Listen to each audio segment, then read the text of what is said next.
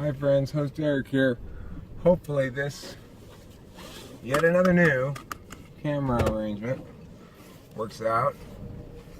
Anyway, I haven't published a car video in a long time, although I made one the other day. I made a couple of them the other day and I haven't gotten them off the phone yet. I want to talk in this video about Chad Crandall and Eric Strauss. So, when I realized I was watching one of Chad's videos today, it was a long video, I only watched about 25 minutes of it or so, but I'm struck by how we took opposite paths to very similar places. So, more explicitly than I, Chad is giving people advice about their lives. And it's the sort of thing that once in a more defensive place, I just couldn't tolerate. And now I understand exactly what and why he's doing it. You know, it's like he's giving people advice because for the same reason I address justice issues all the time. So, why is that? Well, because the world could be better than it is. And it's difficult for any of us to accept that reality. For somebody like Chad or me that has a vehicle and a habit of using that vehicle to express themselves, it's unavoidable that we end up talking some about the ways in which things ought to be different. God, I'm never going to cross this street. Fuck this noise. God damn it. Oh well. Anyway, so Chad experienced a much more challenging path than I did in a lot of ways. And I wouldn't be surprised if he also experienced a less challenging path in some ways. And the reason I say that's possibly true is that even though objectively he had to overcome a lot more hardship than I did, there's the hardship of being coddled that is its own kind of hardship. I don't mean to complain about it, believe me. I'm just saying that Chad was raised, it seems to me, in an environment in which he was taught fundamentally to expect too little and give too little. And he overcame both of those shortcomings to become highly successful. I was raised in an environment that taught me to expect too much and to give too little. So, those are the things I've had to overcome. You know, life doesn't provide me what I think it ought to, which is everything I want, whenever I want it, right now. And it's an unreasonable expectation to have, you know? The world doesn't afford any individual that sort of entitlement. Because so often what ends up happening is the things you're freely entitled to end up making demands upon other people. So, here's the thing. Chad and I reached the same core message of individual accountability and stuff like that. But we place the blame in different places. So, Chad is much more interested in talking about the ways in which individuals hamstring themselves with their acceptance of moral hypocrisy within themselves, their denial of their own agency and the responsibilities that come along with it and stuff like that. I mean, this is my interpretation of Chad's words. This is not Chad speaking, obviously, so based on what I was listening to today, and some of my conversations with them in the past, I've actually listened to a fair amount of Chad now, so the other thing to note here is that while he's all about pulling yourself up by your bootstraps, this is the central point of this video, I can finally get into it. Well, he's all about sort of pulling oneself up by one's bootstraps and not making excuses. Not making excuses, I think, is central to Chad's worldview as well. For me, my worldview comes from the opposite angle. I don't view myself as the source of my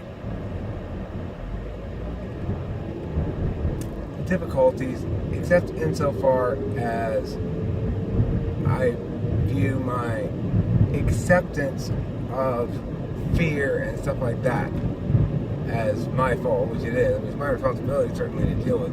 I'm not trying to deny individual accountability here. I'm just saying, from my perspective, we are the oppressed ones, and we must actualize to overcome that oppression.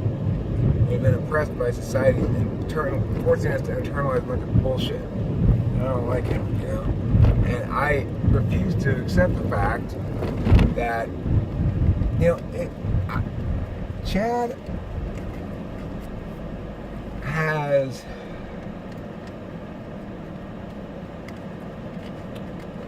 come to understand life as a process of being serious with yourself, you know, not lying to yourself, not expecting unfairness to carry you, stuff like that. I've experienced a life of,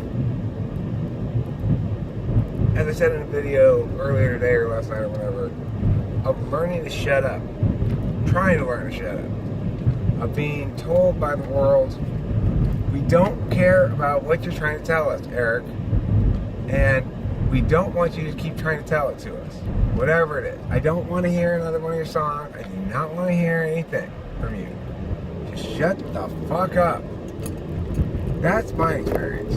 Not like, here, you can't succeed. It's more like, you have all the means available to you to succeed in normal ways. You've been given everything you need to succeed in normal ways. Now fucking do it. Right, but I don't want it. Somebody like Chad, that's going to be faintly appalling if I use that I don't want to as an excuse to impose upon others. But see, that's why this is a critical part of my worldview, the negative rights part, and the notion of autonomy. That's why I named my debate school Autonomy Debate School. You can't have what I want without it, without being a complete fucking hypocrite. So, and without not deserving it, you know, if you, to deserve it means to have earned it, one way or the other. This is one area where Chad and I are in complete agreement. We may come at this from different angles. I, the least oppressed, come at it from the angle of the oppressed. He, the most oppressed, comes at it from the angle of the entitled. Either way, we arrive at the same fucking conclusion. Which is, we're all individuals.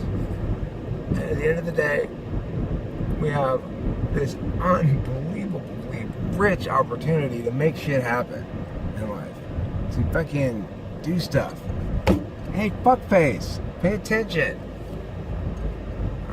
To yell at people, to call them fuckface. It's important, if they're being a fuckface, to call them fuckface. Those sort of things add meaning and richness to your life. Anyway, that notwithstanding. Yeah, we have... When I am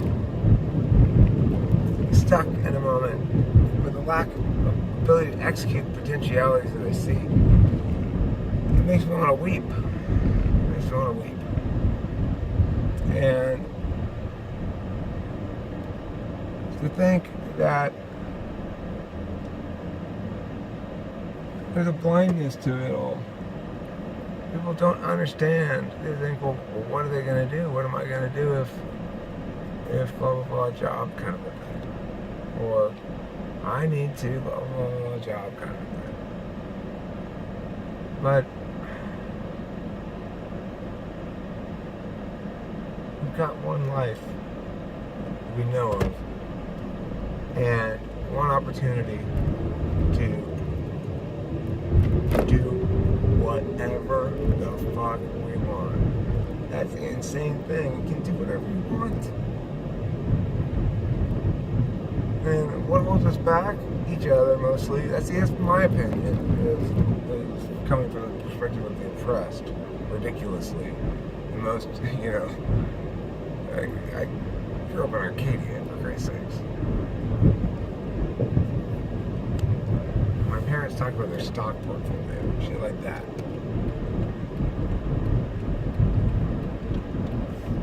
But, I mean, I feel oppressed. I feel fucking oppressed. I don't know what else to tell you.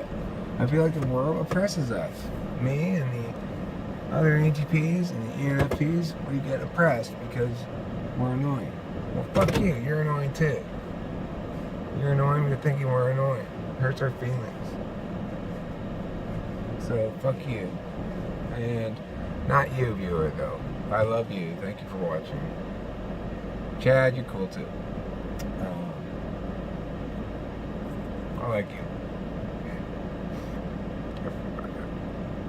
I can't believe I like Chad Crandall.